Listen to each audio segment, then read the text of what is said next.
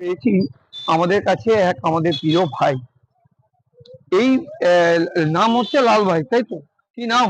আমার আসল নাম হচ্ছে মীর সাবের আলী। আচ্ছা, ডাক নাম হচ্ছে আমাদের লাল ভাই। আমরা লাল ভাই নামই আমাদের কাছে পরিচিত। এই লাল ভাইকে আমরা অনেক ছোট থেকে দেখেছি এবং দেখছি। দীর্ঘদিন থেকে উনি ঘুরে বেরিয়ে ভ্যানের উপরে মাল রেখে ব্যবসা করতেন। সেটা কখনো সিজন ব্যবসা করতেন, কখনো কুল, কখনো পেয়ারা, কখনো শসা, কখনো অনেক কিছু, কখনো বাস স্ট্যান্ড, কখনো অনেক পাড়ার মধ্যে দিয়ে লাল ভাই অনেক কিছু মাল বেচতেন।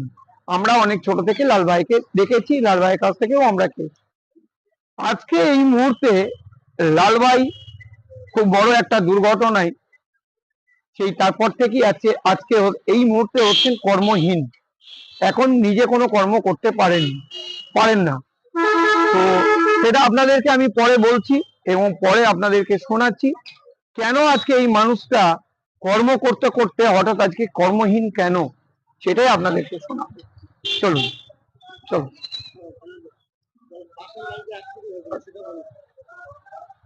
চলুন।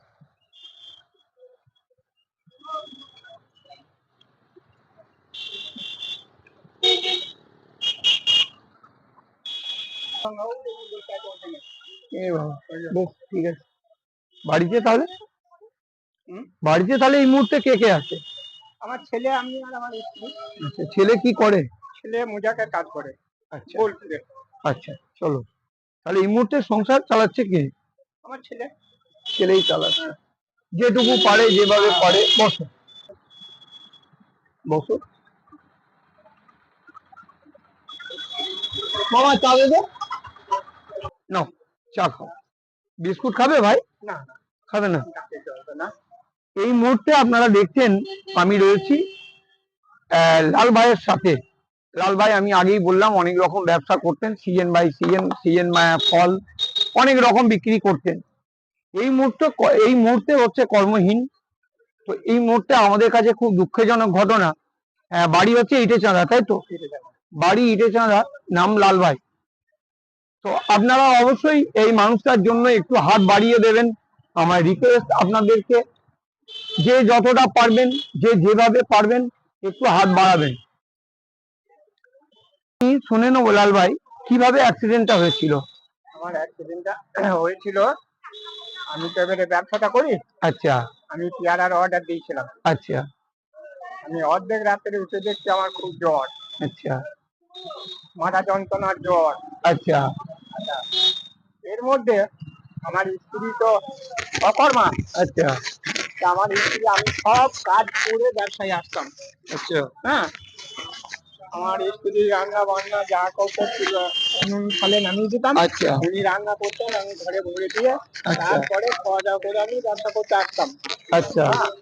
এই মুহূর্তে আমার সেই দিন রাত্রে জ্বর। আচ্ছা। আমি সঙ্গে সঙ্গে পেয়ারাওয়ালাকে ফোন করে বললাম যে ভাই, আমি আমার জন্য পেয়ারা এনে না। আচ্ছা। আমি এইরকম হয়েছি। আমার জিনিসকে বললাম যে কি করি, আমি ওষুধ আনতে যাই। আচ্ছা। তা বললে তুমি এখন এত তাড়াতাড়ি ওষুধ আনতে যেতে পারবে না, তুমি হোক। যে বসলাম বাড়িতে কিছুক্ষণ, 9:30টার সময় আমি একটু সুস্থ হলাম, তখন আমি ওষুধ নিতে এসেছিলাম। আচ্ছা, ওষুধ নিতে কোথায় আসছিলেন? আমি ওষুধ নিতে আসছিলাম আমাদের ওইখানে একটা চর্ম ডাক্তারের। আচ্ছা, কোথায় ওটা? ইটেচাঁদা না স্কুল মোড়? হ্যাঁ, আমাদের ইটেচাঁদা স্কুল মোড়। আচ্ছা আচ্ছা, উনি ইটেচাঁদা মৌজাতেই বাস করেন। আচ্ছা, ঠিক আছে, বিমল নাম। ঠিক আছে। আপনি ওখানে আসছিলেন ওষুধ নিতে, তারপরেই এই যে এত বড় দুর্ঘটনা, সেই দুর্ঘটনা থেকে আপনি কিভাবে দুর্ঘটনাটা হলো? হ্যাঁ, এবার বলি। ওনার কাছে ওষুধটা নিলাম। আচ্ছা। ওষুধটা নিয়ে আমি বাস স্ট্যান্ডে এসেছিলাম। আচ্ছা। বাস স্ট্যান্ডে এসেছিলাম, আমার কাছে 30টা লেবু ছিল। আচ্ছা। লেবু কটা আমি এই এডিটিং দিতে এসেছিলাম, এই টেস্ট কাটতে দিতে এসেছিলাম। নবকে দিয়ে দিলাম। আচ্ছা। দিয়ে আমি বাড়ি যাচ্ছি। আচ্ছা। নিয়ে বাড়ি যাচ্ছি। আচ্ছা। স্কুল মোড়টা পেরিয়ে ওখানে ওই বলরামের সাইকেলের দোকানের কাছে একটা ট্রাক্টর দাঁড়িয়েছিল। একটা ট্রাক্টর রাস্তার ধারে দাঁড়িয়েছিল। তারা যাই হোক, কাজ করা কিংবা কিছু যাই হোক। আচ্ছা। আমি অনেকটা এই দুটো ছিলাম। আচ্ছা। আমি বললাম ট্রাক্টরটা আমি সাইড দিয়ে পেরিয়ে চলে যাবো, কি ওকে সাইড দেবো। আচ্ছা। ট্রাক্টরটা সাইডে না পেরিয়ে দিতে ওই এসে আমাকে মেরে দিল পিঠে একটা মারলো বাঁশ, ওই টোটো ভ্যানটাই। টোটো ভ্যানে 600 পিস বাঁশ চাপানো ছিল। আচ্ছা। টোটোটার মধ্যে? টোটো নয়, মোটর মোটর ভ্যানের মধ্যে। আচ্ছা, মোটর ভ্যানের মধ্যে 600 পিস বাঁশ চাপানো ছিল। আচ্ছা, সেই বাঁশে আমাকে ধাক্কা মেরে দেয় পিঠে। আচ্ছা, আমি পড়ে যাই, পড়ে যাওয়ার আচ্ছা। সঙ্গে সঙ্গে হুম। ওর ওই চাকাটা আমার এই কোমরের ওপর দিয়ে আরে! চলে গেল, বুঝলেন, কোমরের উপর দিয়ে চাকা চলে যায়। পেরিয়ে চলে গেল। তাহলে তারপরে আপনার কি ঘটনা হলো? তারপরে আমার ঘটনা হলো, ওখানে একজন হরিণ, হরিণ বলে একজন নাম, আচ্ছা, মানে বাস আড্ডা কাজ করে সেই হরিণ আচ্ছা, নয়, আচ্ছা, আর একটা এই অন্য পাড়া। একজন। আচ্ছা, ফড়িং। যে তাড়াতাড়ি আমাকে ধরলো, আর আমাদের আচ্ছা, আচ্ছা, ওখানকার খোকন, আচ্ছা, খোকন আর দুজনে আমাকে ধরলো। মানে দেখ, দুজনে আমাকে পারবি না, কেননা আচ্ছা, আমার কোমরের যে অবস্থা, তাতে তো দুজনে পারবি না। আচ্ছা। দিয়ে আরো সব এসে আমাকে তুলে আপনি তারপর থেকে কোথায় ভর্তি ছিলেন? জানান বলি হসপিটালে এলাম। আচ্ছা, হসপিটাল থেকে আমাকে সাগর এক্সরাই আমি এক্সরা করলাম। আচ্ছা, এক্সরা করার পর ডাক্তারকে দেখালাম। আচ্ছা, ডাক্তার বলছে তোমার যা ফাংশন, আচ্ছা, ওখানে তোমার অপারেশন, ওই অপারেশন তো তোমার হবে না। আচ্ছা, আর দ্বিতীয় কথা হচ্ছে আমার হাটের অসুখ আছে।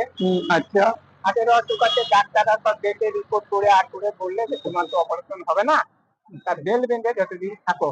আচ্ছা, আচ্ছা, দিয়ে আমাকে সঙ্গে সঙ্গে বর্ধমান ট্রান্সফার করে। আচ্ছা। যাই হোক, এই মুহূর্তে তাহলে তাহলে এই মুহূর্তে মানে বর্ধমানে হ্যাঁ, লাইফ কেয়ার নার্সিং হোমে আচ্ছা, ভর্তি ছিলাম। আচ্ছা, ওখানে আমার এক সম্বন্ধ ছিল আর জামাই।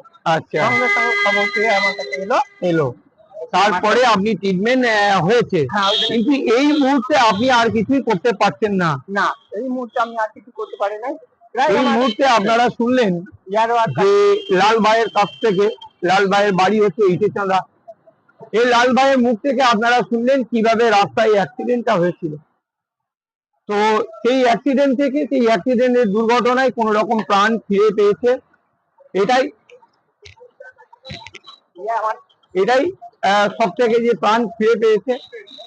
তো সেই অ্যাক্সিডেন্টের দুর্ঘটনায় আমি এটাই বলবো, আমাদের সাধারণ মানুষকে সচেতন থাকতে হবে। সাধারণ মানুষকে আমাদের রাস্তায় বেরোবার সময় গাড়ি মোটরসাইকেল নিজস্ব সাইডে যেতে হবে। আমরা যদি কোনো বড় চার চাকা হোক, সেখানে লরি হোক, বাস হোক, আমাদেরকে খুব সাবধানে চালাতে হবে। মানুষ সচেতন থাকুন, নিজের রাস্তা সাইডে চলুন। তার মধ্যেও অ্যাক্সিডেন্ট হতে পারে, কিন্তু আমাদেরকে অনেক সচেতন থাকতে হবে। তো আমার আবেদন আপনাদের কাছে, যদি আপনারা এই লাল ভাই আগে হচ্ছে কর্ম করতেন, এই মুহূর্তে উনি হচ্ছেন কর্মহীন, উনি নিজে ঠিক করে চলতে পারছেন না, কোমরে হাড় ক্যারাক আছে, তাই তো? কোমরে হাড় ক্যারাক আছে, সে নিয়ে ব্যবসা উনি করতে পারেন না। লাল ভাইয়ের একটা ছেলে মুজাকের কাজ করে, সেইভাবে লাল ভাইয়ের ছেলে হচ্ছে মার্বেলের কাজ করে, সেই কোনো রকম, সেই মার্বেলের কাজ করে হচ্ছে কোনো রকম সংসার চলে। দুবেলা কোনো রকমে দুটো খাবারের জন্য সেই ছেলেটি সকাল থেকে রাত অব্দি পরিশ্রম করে। সেই লাল ভাইয়ের ছেলেকে আপনারা দোয়া করবেন, আশীর্বাদ করবেন, সে যেন আরো কর্ম করতে পারে, আরো যেন তার সাহস, তার ক্ষমতা যেন আরো হয়। আপনারাও যদি, আপনাদেরকেও আমার আবেদন, আপনারা যদি পারেন কেউ এই লাল ভাইয়ের জন্য যদি হাত বাড়ান, খুব সহযোগিতা করেন, তাহলে খুব ভালো হয়। এবং এই লাল ভাইয়ের স্ত্রীও হচ্ছেন যে কোমর নিয়েও কিছু করতে পারেন না, তাই তো? ওখানে বসে আছেন, বেশ ঠিক আছে। এটা আমরা শুনলাম। আমাদের প্রত্যেককে মানুষকে আমাদের সচেতন থাকতে হবে চলার পথে, গাড়িতে চাপার পথে, সেটা মোটরসাইকেল হোক, চার চাকা হোক, লরি হোক, বাস হোক। আপনাদেরকে আমার এই লাল ভাইয়ের জন্য আপনারা একটু হাত বাড়িয়ে দেবেন, প্লিজ, প্লিজ, প্লিজ।